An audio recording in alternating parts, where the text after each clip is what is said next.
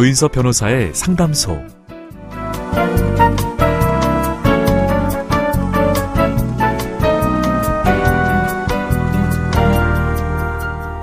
오프닝 건너뛰기, 온라인 동영상 서비스에서 제공하는 기능이죠. 이 기능을 쓰면 매회 반복되는 오프닝 타이틀을 볼 필요 없이 곧바로 본편을 볼 수 있습니다. 우리 일상에도 건너뛰기가 있다면 어떨까요? 그렇다면 괴롭고 마음 졸이는 일들도 한 번에 건너뛸 수 있을 텐데 말이죠. 매일매일 주어진 삶을 충실하게 겪어내는 모든 분들을 응원합니다. 조인섭 변호사의 상담소, 지금 바로 문을 열겠습니다.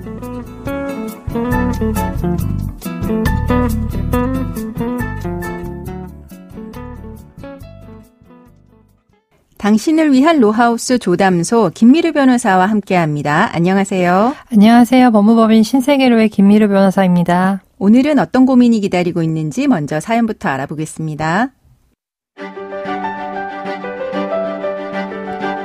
저는 신혼 초부터 남편과 성격 차이로 자주 다퉜습니다. 남보다 못한 사이로 지낸 지도 벌써 15년째입니다. 협의이혼 신청서도 여러 번 작성했습니다. 하지만 법원까지는 가지 않았죠. 아이들을 생각하면 용기가 나지 않았습니다. 솔직히 제가 전업주부라서 더 그랬을 수도 있습니다. 그런데 몇 달 전 남편이 집을 나갔습니다. 부부싸움 하다가 벌어진 일이었죠. 저 역시 지쳤기 때문에 붙잡지 않았고 전화로 이혼 이야기를 했습니다. 그런데 또 막판에 아이들이 눈에 밟히더라고요. 하는 수 없이 남편한테 집에 들어오라고 했는데요. 충격적인 대답을 들었습니다. 최근에 다른 여자가 생겼다는 겁니다. 남편은 그 여자와 너무 행복하고 우리는 예전에 이미 끝났으니까 상간소송은 생각도 하지 말라고 했습니다. 아무래도 제가 너무 늦게 붙잡았나 봅니다. 그래도 남편이 이혼 도장을 찍기도 전에 다른 여자를 만날 줄은 몰랐습니다. 상간소송을 하고 싶은데 정말로 이혼 이야기가 오갔으면 할 수 없는 걸까요? 제가 입은 상처도 크지만 저희 친정 부모님이 너무 속상해 하셔서 가슴이 아픕니다. 이혼할 거라고 말씀드렸더니 두 분 모두 노발대발 화를 내시면서 딸을 이혼녀로 만드는 사위에게 직접 손해배상 청구를 하시겠다라고 합니다. 그게 가능할까요? 그리고 제가 직장이 없다 보니 재산 분할이 어떻게 될지 궁금합니다. 남편은 시부모님으로부터 받은 재산이 있습니다. 시어머니가 명의신탁한 것도 있죠. 최근에 증여받기도 했는데 이런 것들이 분할 대상이 될까요?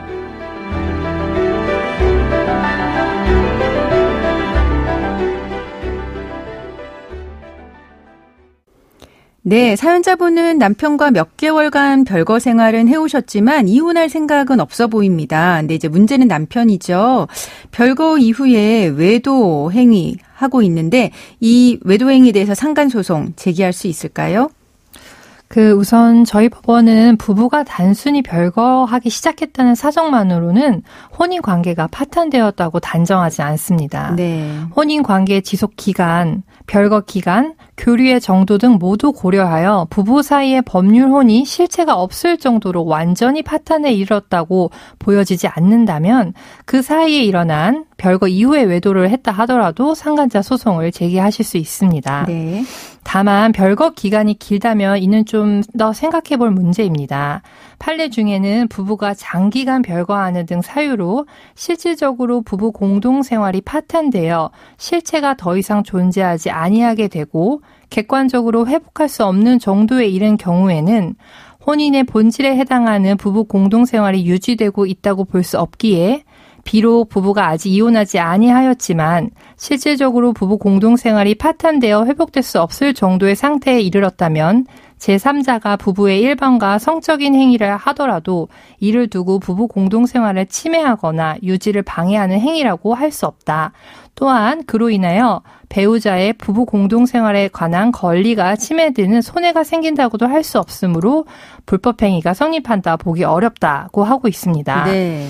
즉 부부 사이의 이혼 소송 진행 여부와 상관없이 부부 관계가 파탄된 이후의 외도 행위에 대해서는 제3자의 불법행위가 성립할 수 없는 것입니다. 네, 그러면은 이제 이 사연은 어떻게 될까요?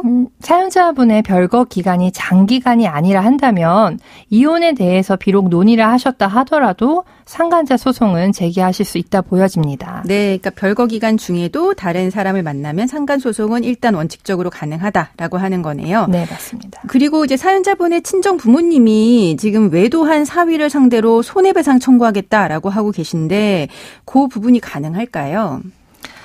부모님으로서 이제 자식들의 이혼을 지켜보는 것이 매우 힘든 일이시고 더욱이 그 이혼이 자기 자식이 아니라 자식의 배우자의 귀책 사유로 이혼되는 것이라면 화도 나시고 손해배상을 묻고 싶은 심정일 것입니다. 그렇죠. 그러나 부모가 자식의 아픔을 대신하여 손해배상을 청구하는 것은 저희 법원에서는 매우 인정되기가 어렵습니다. 네. 외도한 배우자에게 손해배상을 청구할 수 있는 근거는 부부의 동거 협조 의무 위반으로 인한 것입니다. 즉 부부는 정신적, 육체적, 경제적으로 결합된 공동체로서 서로 협조하고 보호하고 부부 공동생활로서의 혼인이 유지되도록 상호 간에 포괄적으로 협력과 의무를 부담하는데 이러한 동거 의무 또는 부부 공동생활 유지 의무의 내용으로는 부부는 부정행위를 하지 아니하여야 하는 성적 성실 의무를 부담합니다. 네. 따라서 부부의 일방이 부정행위를 한 경우에 부부의 일방은 그로 인하여 배우자가 입은 정신적 고통에 대해서 불법행위에 의한 손해배상 의무를 지는 것입니다.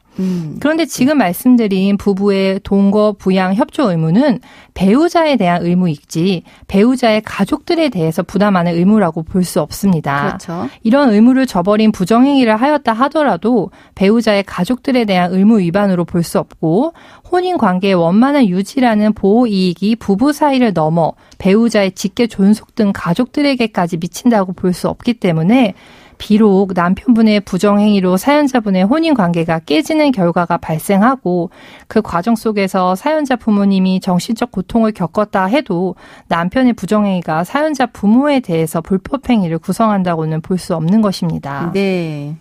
그러면은 이제 사연자님의 부모는 남편에 대해서 손해배상 청구는 좀 어렵다는 거고요. 네네. 그럼 이제 이혼한다고 할 때 이제 재산 분할이 문제일 것 같은데요. 남편이 시부모님으로부터 이제 증여받은 재산이 있는 것 같습니다. 이 증여받은 재산, 투규재산이라고 보통 이야기하는데요. 이 투규재산도 분할 대상이 될까요?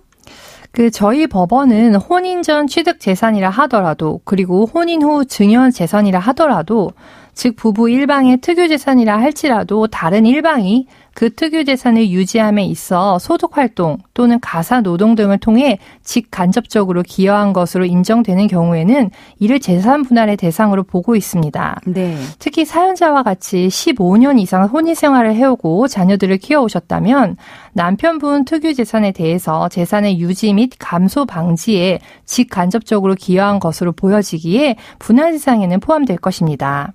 다만 특유 재산의 가치와 범위에 따라서 재산 분할의 비율, 즉 남편의 기여도가 좀 높아지는 데 반영이 될 것으로 보여집니다. 한편 특유 재산 중에 최근 남편분이 증여받으신 재산이 있다 하였습니다. 네, 그렇습니다. 네, 앞서 이야기 드렸듯 특유 재산이라 하여도 직간접적인 기여가 있으면 재산 분할의 대상이 되는데 이혼 소송을 제기하기 얼마 전에 증여받은 특유 재산은 통상적으로는 분할 대상에서 배제하는 경우가 많다는 점 말씀을 드립니다. 네, 그러니까 특유 재산도 일단 일정한 혼인 기간이 되면은 분할 대상이 되는데 이혼 직전에 받은 특유 재산은 분할 대상이 안 된다는 이야기시네요. 네, 맞습니다. 네, 근데 이제 또 다른 재산이 있습니다. 시어머니가 남편에게 명의 신탁한 재산도 있다는데요. 남편이 이제 본인 명의로만 해놓고 실질적으로는 이제 시어머니 재산이다. 이제 이렇게 주장하는데 이런 경우는 분할 대상이 될까요? 통상 부모와 자식 간에 명의신탁 약정서가 있다고 볼 만한 객관적인 증거가 없는 경우가 많습니다. 네. 그리고 저희 부동산 실권리자 명의 등기에 관한 법률, 소위 부동산 실명법이라고 하죠. 그것에 의하면 부모와 자식 간 명의신탁은 과징금 형사처벌의 제재를 받을 수 있는 금지된 행위입니다. 그렇죠.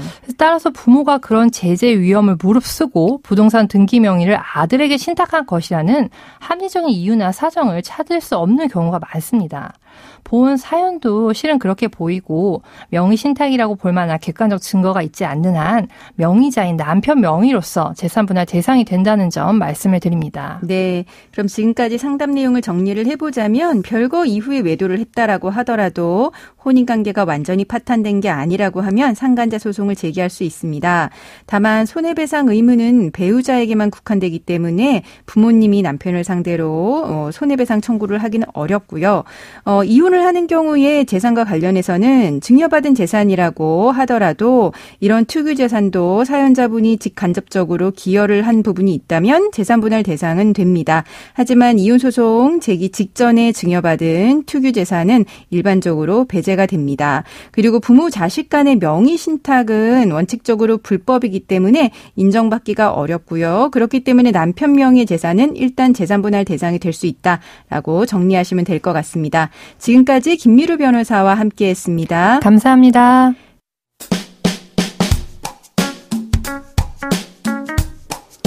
알아두면 쓸데있는 법률 이야기 알쓸법 시간입니다. 자동차 수리를 맡겼는데 업체 측이 허락도 없이 마음대로 운행을 했다면 어떻게 하시겠어요? 얼마 전 실제로 그런 일이 일어났는데요. 차량 주인 A씨는 법적 대응을 고려하고 있다고 합니다. 그렇다면 업체 직원은 어떤 처벌을 받게 될까요?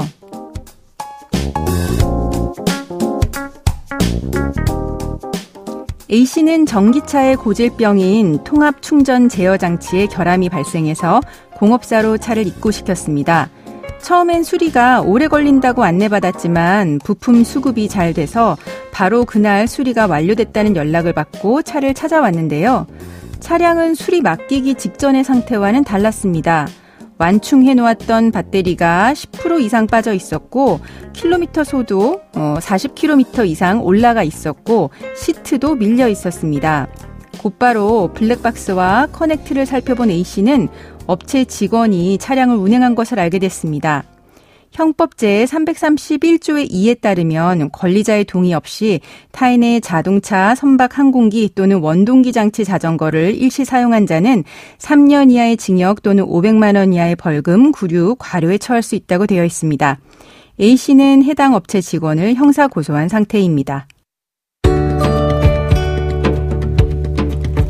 조인섭 변호사의 상담소 조담소는 언제나 당신과 함께합니다. 끝곡으로 015B의 신인류의 사랑 들려드리면서 저는 이만 인사드립니다. 지금까지 로이어 조인섭이었습니다.